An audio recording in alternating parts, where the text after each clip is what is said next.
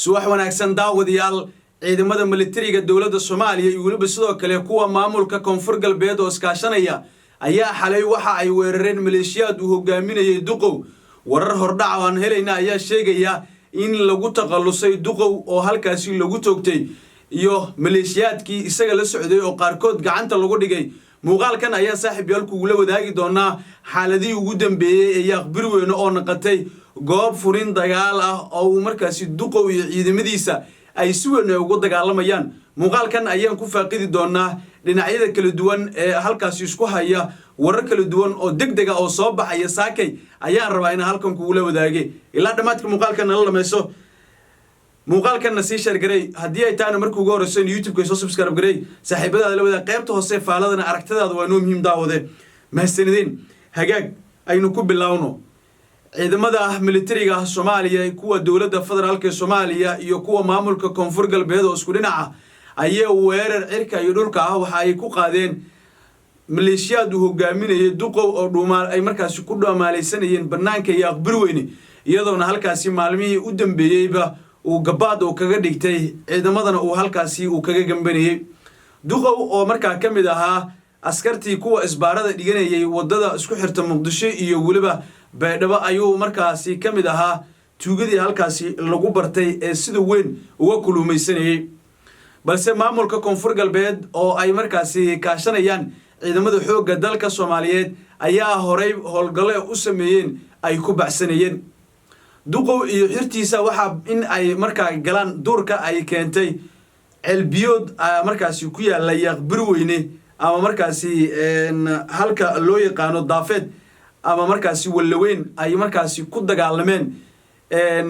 ay ku dileen dad markaasi ceel halkaasi ku lahaa oo dhanka beesha raxweyn ka soo jeedeen iyagoona ay naqatay in nin waalan oo beesha gaal jecla oo ay beesha raxweyn ay halkaasi ku dishay kadibna ay naqatay in halkaasi fawdo ay ku dhalatay balse iyadoo labada dhinac loo kala baxay ayaana naqatay in qaarkood dadkii dhibaatooyinkaasi ku lug lahaa ayay dawladda Soomaaliyeed intay walaweyn tagtay ayay soo qabatay qaarkood maxkamadda ciidamada qalabka sidana ay ka soo muuqdeen qaarkood ayaa lagu xukumay dil toogasho halka qaarkoodna ay maxkamaddu ay xuriyadooda dib u siisay balse waxyaabaha cajiib kale ayaa ahayd in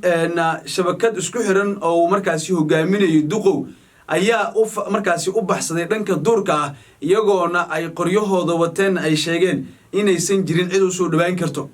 balse laakiin cilada jirta ayaa waxa ay naqatay in dawladda Soomaaliyeed ay halkaas ku baxsato ama warqad waaran ah ay u soo jartay dawladda Soomaaliya in nolol iyo geeri lagu keeno balse dhowr dagaal oo hore u dhacay ayaa askar kamid ahaa kuwa maleeshiyaadka uu hogaaminayay Duqow qaarkood la dilay oo iyagoo meedada ay dawladda Soomaaliya ay ku dhawaaqday in ay shakhsiyaad sawiradooda iyo magacyadooda ay soo bandhigeen in ay ku dileen dagaalkaasi balse Duqow iyo shabakad kale oo isaga hogaaminayay ayaa wali ku dhumaalaysanaya gudaha Yaaq Biriweyne iyadoona halkaasi uu maalmihii u dambeeyay saldhig weyn uu ku yeeshay iyadoona halkaasi dawladda Soomaaliyeed ay dagaal xoogan ay markaasi ay kula jiraan deegaano simaado degmada Yaaq Biriweyne ayaana naqatay mid ay si weyn ugu dagaalamaan isagoona magaalada banaankeedu ku sugan yahay mararka qaarna tuulooyinka iyo waliba sidoo kale degmadaasi uu mararka qaar yimaado iyadoona ciidamada dawladdu ay ku raad joogto isagoo markaasi ciidamadiisa gaarka ah ee isaga markaasi uu wato horay sidan oo kale dagaal ayuu u dhaxmaray labada dhinacba iyadoona dawladdu ay sheegatay in guul weyn ay ka gaartay oo askar badan ay ka laysay Duqow oo isku bedelay YouTuber ayuu maalin walba muuqaal uu soo duwaya isagoona markaasi ku jeejeesaya dawladda iyo saraakiisha ciidamada maamulka koonfur galbeed isagoona sheegay in 10 lama ilaabaana oo mar walba inay dhigeen oo cadeynayo isagoona sheegay in tiro noocaas ah ayaan ka dilnay inuu yiraahdo halka ciidamada maamulka koonfur galbeed iyo kuwa dawladda iskaashanaya ay iyaguna ay ku raad joogaan sidii ay gacanta uga soo dhigi lahaayeen ciidamadiisa iyo waliba sidoo kale isaga laftigiisa warar saakay soo ifbaxaya ayaa sheegaya in Duqow halkaasi lagu dilay wararka qaarna ay sheegayaan in halkaasi dhaawacyo ay markaasi uu ka jiro balse wararkan ayaana naqan doona mid loo fiirin doono in uu halkaasi ku geeriyooday iyo in wali uu nool yahay Duqow oo kamid ah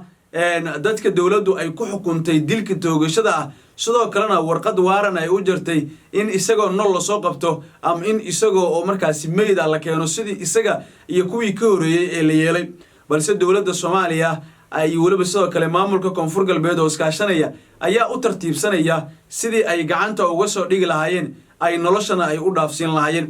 Duqow ayaa la filayaa in dhawaan uu ka soo muuqdo tiirka cadaaladeed isagoo nool inkastoo uu sheegay inaanay la arkaynin isaga ama inay qabtaan oo ay iyagu halkaasi geeyaan ay maxkamadeen inkastoo wararka qaar ay sheegayaan ay hore markaasi aan la hubin ay sheegayaan in beeshiisu ay ogolaatay in la geeyo ama markaasi ciidamada dawladda lagu wareejiyo si halkaasi maxkamad loogu saaro maadaama dambiile uu yahay oo ay dambiguna ay ku cadaatay xilligii General Odawa Yusuf Raage ayaa mar soo ifbaxday in ay beesha gaaljecel ay ku wareejin doonaan sarkaalka ciidamada xoogga dalka iyadoo markii dambe warkaasi uu noqday mid aan sal iyo raadna leen balse Amiin Jeeso oo kamid ah xildhibaanada markaasi isagoo ku metela ee beesha gaaljecel ayaana sheegay in aan Duqow aan loo dhawaan karin oo isagana uu meeshu joogana uu yaqaano haddii uu u baahdana uu keeni karo mararka qaar ayuu warbaahinta soo istaagaa isagoona si cad u sheega in uu markaasi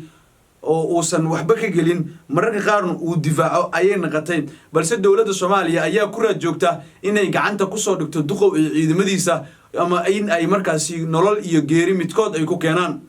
balse xilligan aan markaasi rasmiga aan la ogeyn inay gacanta ku soo dhigi karaan ama isagoo oo dhintay ay keenaan ama isagoo nool ay keenaan xilli aan la ogeyn soo afjaritaankiisa daawade haddii aad halkan nala soo gaartay adiga ahaan maxay kula tahay weerarada kala duwan isku dayga ah dawladda ay sameynayso ay ku doonayso inay Duqow ay ku soo qabato mid noqon doona ay ku guuleysato mise waxa uu noqon doona mid iyadoo laftigeeda ay ku guuldareysato daawade muuqaalkan haddii aad halkan nala soo gaartay waxa tahay qof qalbi wanaagsan waxaan si naxariis leh kaaga codsanayaa inaad YouTube-ka soo subscribe garisid muuqaalkan la garay siina share garay saaxiibadaada la wadaag waa ku mahadsantiin daawashada muuqaalkan ka mid noqo saaxiibada mar walba ku xiran boggeena YouTube-ka ah rukumo oo markaasi gambaleel ka furo si ay ku soo gaaraan xogaha iyo waliba soo kale warbixinada kala duwan ee aan halkan ku soo gudbin doono waa ku mahadsantiin daawashada muuqaalkan maasridin